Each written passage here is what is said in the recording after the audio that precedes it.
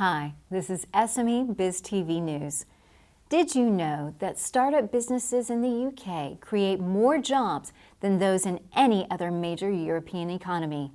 In 2012, well over 500,000 people were employed by businesses launched in the UK that year, with over 240,000 startups created, according to a study by business consultancy Rousseau Associates.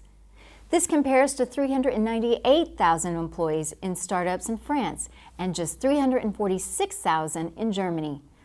RousseauAssociates.com points out that there is a comparison of the number of new jobs created by startups per head of population emphasizes the ambition and the scope of new businesses in the UK.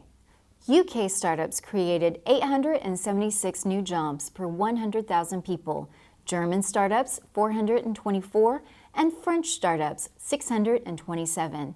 Michael Heath, Business Development Director at Rousseau Associates, says, "These figures show that the current wave of startups in the UK is very much more than a one-man band starting up in response to job losses during the recession. They are aiming for much more than simply to replace a lost wage. UK startups are being driven by ambitious, risk-taking entrepreneurs. The levels of job creation are indicators that many startups have a clear strategic vision and the goal of developing into successful businesses of some size." The new national insurance exemption for under 21s, which came into force this April, will also help startups to create more jobs.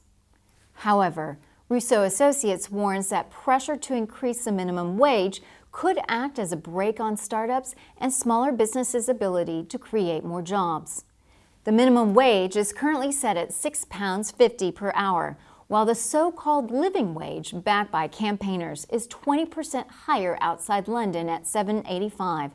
The minimum wage is currently set at £6.50 per hour, while the so-called living wage, backed by campaigners, is 20% higher outside of London at £7.85 and 41% higher in London at £9.15.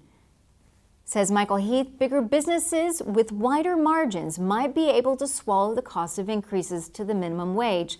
Michael Heath says bigger businesses with wider margins might be able to swallow the cost of increases to the minimum wage, but smaller businesses and startups tend to have to operate on tight margins in order to gain a foothold in the market.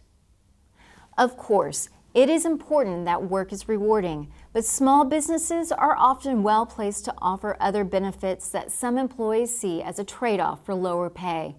SME Biz TV says, congratulations to UK startups and continue the good work.